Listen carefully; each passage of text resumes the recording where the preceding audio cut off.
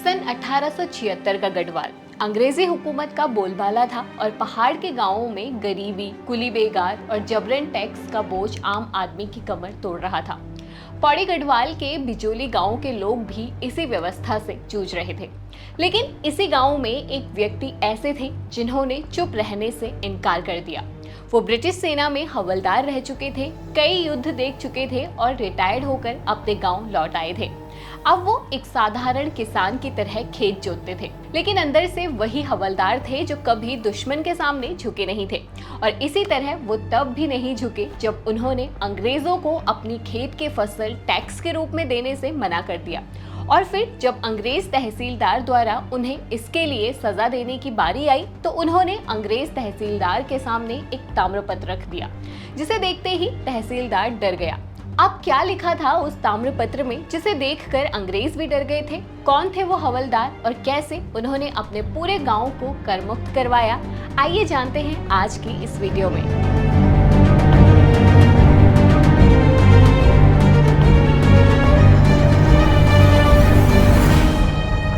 पौड़ी गढ़वाल की ऊंची पर्वत श्रृंखलाओं, घने जंगलों और सीढ़ीनुमा खेतों के बीच बसा बिजोली गांव, जो अपने अंदर एक ऐसी कहानी समेटे हुए है जिसे आज भी लोग गर्व से सुनाते हैं। ये केवल एक शख्स की कहानी नहीं, बल्कि उस दौर की कहानी है जब पहाड़ का साधारण किसान भी अपने स्वाभिमान के लिए अंग्रेजी सत्ता से टकराने का साहस रखता था। इसी गाँव में रहते थे हवलदार कल्याण सिंह नेगी, जिनका नाम सुनते ही लोगों की आंखों में सम्मान झलक उठता था। कल्याण सिंह ब्रिटिश सेना में हवलदार रह चुके थे और कई युद्धों में भाग ले चुके थे। सन 1876 में सेना से रिटायर्ड होकर वो अपने गांव लौट आए। रिटायर होने के बाद कल्याण सिंह जी ने अपनी पूरी जिंदगी समाज और खेतीबाड़ी को समर्पित कर दी थी। बिजोली गांव ही नहीं बल्कि उसके आसपास के कई गांवों के लोग भी उन्हें बहुत सम्मान की नजर से देखते थे। गांव में किसी के घर खुशी का मौका हो या कोई परेशानी, कल्याण सिंह जी हमेशा सबसे पहले मदद के लिए पहुंच जाते थे। लोगों के सुख दुख में शामिल होना मानो उन्होंने अपना कर्तव्य बना लिया था। उनकी यही आदत उन्हें गांव के बाकी लोगों से अलग बनाती थी। गांव में उनका ज्यादातर समय खेती बाड़ी में ही गुजरता था। खेती से उन्हें बेहद लगाव था और खेतों में काम करना ही उनकी सबसे बड़ी खुशी थी। सुबह सूरज निकलने से पहले ही वो अपने खेतों की ओर निकल पड़ते थे। खेतों में हल चलाना, बीज बोना, धान की रोपाई करना, गोबर और खाद डालना, फसलों की निराई गुड़ाई करना, ये सब काम वो खुद से करते थे। खेती उनके लिए केवल रोजगार का साधन नहीं थी, बल्कि ये उनके जीवन का एक अहम हिस्सा बन चुकी थी। पहाड़ी इलाकों में खेती करना आसान नहीं होता। वहाँ जंगली जानवर अक्सर फसलों को नुकसान पहुँचाते हैं, लेकिन कल्याण सिंह जी दिन रात मेहनत करके अपनी फसल की रक्षा करते थे। रात के समय भी वे खेतों की निगरानी करने से पीछे नहीं हटते थे। जब फसल पककर तैयार हो जाती तब वे पूरे उत्साह के साथ उसे काटते और अनाज को सुरक्षित घर तक पहुँचाने का काम करते। उन्हें अपने खेतों और अपनी मिट्टी से गहरा प्रेम था। अब ऐसे में कोई उनसे उनका खेत या फसल जबरदस्ती मांगे तो वो उसे कैसे बर्दाश्त करते? लेकिन एक बार उनके सामने ऐसी परिस्थिति आई जब अपनी फसल अंग्रेजों को टैक्स ना देने के लिए वो अंग्रेजों से भिड़ गए थे।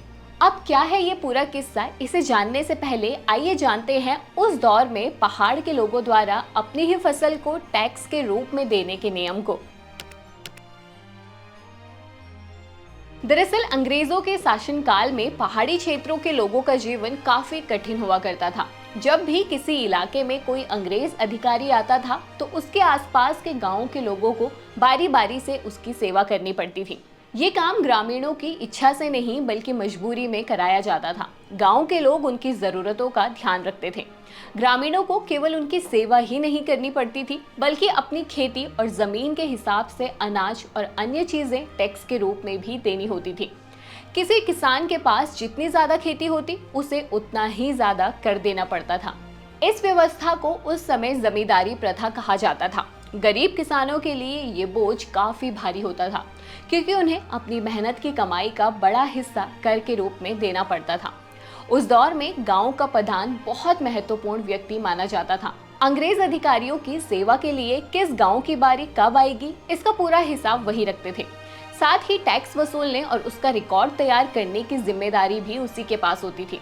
गांव के लोग उनकी बात को मानने के लिए मजबूर रहते थे। उस समय पहले ही पहाड़ के लोगों की जिंदगी बेहद कठिन थी। ऊपर से अंग्रेज अफसर जब भी इलाके में आते तो गांव वालों को उनकी सेवा में लगा दिया जाता था। दुख की बात तो ये थी कि इतना सब करने के बावजूद गांव वालों को इसके बदले ना तो कोई मजदूरी मिलती थी और ना ही किसी तरह की राहत। उस समय ये व्यवस्था इतनी आम हो चुकी थी कि लोग मजबूरी में इसे सहन करते जा रहे थे, लेकिन कुछ समाज सेवियों और जागरूक लोगों ने इसे अन्याय माना और हवलदार कल्याण सिंह नेगी भी उन्हीं में से एक थे। उन्होंने इस शोषणकारी व्यवस्था को कुली बेगार प्रथा का नाम दिया। उनके अनुसार ये सिर्फ सेवा नहीं बल्कि गरीब जनता पर थोपा गया अत्याचार था, जिसमें लोगों से जबरन काम करवाया जाता था। बिजोली गांव के लगभग सभी लोग हर साल अंग्रेज सरकार को टैक्स के रूप में अपना अनाज देते थे। ये उनके लिए आसान नहीं था, क्योंकि पहाड़ों में मेहनत से उगाया गया अनाज ही उनके परिवार का सहारा होता था। फिर भी डर और मजबूरी के कारण लोग टैक्स भरते रहते थे। लेकिन हवलदार जी ने इस व्यवस्था के खिलाफ आवाज उठाने का फैसला किया। एक रोज गांव के प्रधान ने उन्हें भी टैक्स जमा करने के लिए कहा। जब उन्होंने टैक्स नहीं दिया तो अंग्रेज सरकार की ओर से उन्हें नोटिस भेजा गया। इसके बावजूद हवलदार जी चुपचाप अपने फैसले में डटे रहे।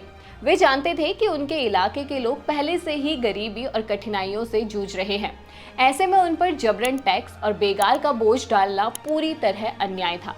हवलदार जी सिर्फ अपने लिए नहीं बल्कि अपने पूरे इलाके के लोगों के लिए लड़ना चाहते थे।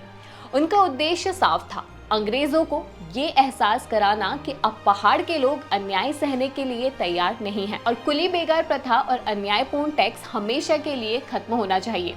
अब दूसरी बार अंग्रेजों के 2 सिपाही हवलदार जी को लेने के लिए उनके घर पर आए। हवलदार जी ने पूछा, आप लोग यहाँ क्यों आए हैं?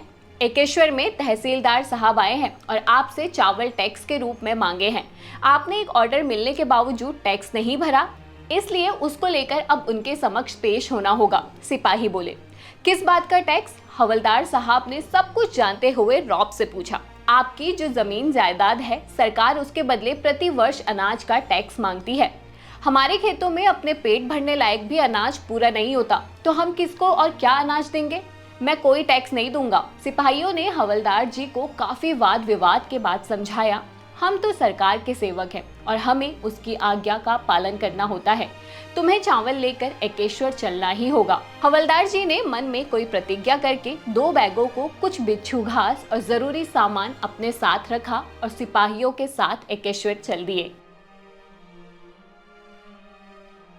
कल्याण सिंह जब एकेश्वर बाजार के उस मैदान में पहुंचे तो देखा मैदान के बीचों बीच तहसीलदार एक बड़ी आलीशान कुर्सी पर बैठा था। उसके आसपास कई लोग ऐसे घूम रहे थे जैसे किसी राजा के दरबार में दरबारी मौजूद हों। तहसील के सैकड़ों ग्रामीण भी वहां मौजूद थे। कोई सरकारी सम्मान मिलने पर आया था तो कोई अपनी समस्या लेकर। पूरे मैदान में डर और दबाव का माहौल साफ महसूस हो रहा था। जैसे ही हवलदार जी तहसीलदार के टेंट के पास पहुंचे, उनके चेहरे पर एक अलग ही आत्मविश्वास दिखाई देने लगा। वे पूरी दृढ़ता के साथ आगे बढ़े और अपने बैग से बिच्छू घास यानी कंडाली की एक गट्ठी निकालकर हाथ में पकड़ ली। सिपाही उन्हें तहसीलदार के सामने ले गए। तहसीलदार ने घमंड भरे अंदाज में पूछा, तुम्हारे हाथ में ये क्या है? हवलदार जी ने बिना डरे जवाब दिया, सर, टैक्स। तहसीलदार हैरान होकर बोला, ये घास कैसा टैक्स? हवलदार जी ने शांत लेकिन तीखे स्वर में कहा, सर, आपके सिपाही मुझसे अनाज टैक्स मांग रहे थे, लेकिन हमारे खेतों में अगर यही पैदा होता है तो हम टैक्स में और क्या दे सकते हैं? हवलदार जी की बात सुनकर आसपास खड़े लोग एक दूसरे का चेहरा देखने लगे। तहसीलदार का चेहरा गुस्से से लाल हो गया। इधर सिपाही आगे बढ़े और हवलदार जी को हथकड़ी पहनाने लगे, लेकिन हवलदार जी तो पहले से ही तय करके आए थे कि आज कुछ बड़ा करके ही लौटेंगे। अचानक उन्होंने अपनी मजबूत हाथों से हथकड़ी झटक दी, फिर दूसरे बैग में हाथ डालकर अपनी चमचमाती खुखरी बाहर निकाल ली। उनकी आंखों में ऐसा रौद्र रूप था कि आसपास खड़े लोग सहम गए। खुखरी हाथ में लेकर वे दहाड़े, तहसीलदार, अभी यहाँ तुम लोगों में से 2 अंग्रेजों का सिर काट दूंगा। ये वही खुखरी थी जिसे युद्ध के मैदान में देखकर दुश्मनों के हौसले टूट जाते थे। दरअसल कल्याण सिंह जी अंग्रेज सेना के साथ कई लड़ाइयां लड़ चुके थे। तहसीलदार का चेहरा डर और गुस्से से कांपने लगा। उसने घबराकर सिपाहियों से कहा, इसका बैग देखो, कहीं और हथियार तो नहीं है? सिपाहियों ने बैग टटोला, उसमें एक ताम्रपत्र रखा हुआ था। उन्होंने उसे निकालकर तहसीलदार को दिया। तहसीलदार खुद पढ़ नहीं पाया, इसलिए उसने सिपाही से पूछा, इसमें क्या लिखा है? सिपाही पढ़ने लगा। हवलदार कल्याण सिंह ने जर्मनी में अपनी जान जोखिम में डालकर वायसराय की रक्षा की थी। उनकी बहादुरी से खुश होकर उन्हें ये विशेष खुकरी दी जाती है। साथ ही उन्हें इसे हमेशा पास रखने और आवश्यकता पड़ने पर किसी भी दो व्यक्तियों को मारने का अधिकार भी प्रदान किया जाता है। ये सुनते ही तहसीलदार के होश उड़ गए। जिस आदमी को वो कुछ देर पहले धमका रहा था, अब उसी से उसकी जान को खतरा महसूस होने लगा।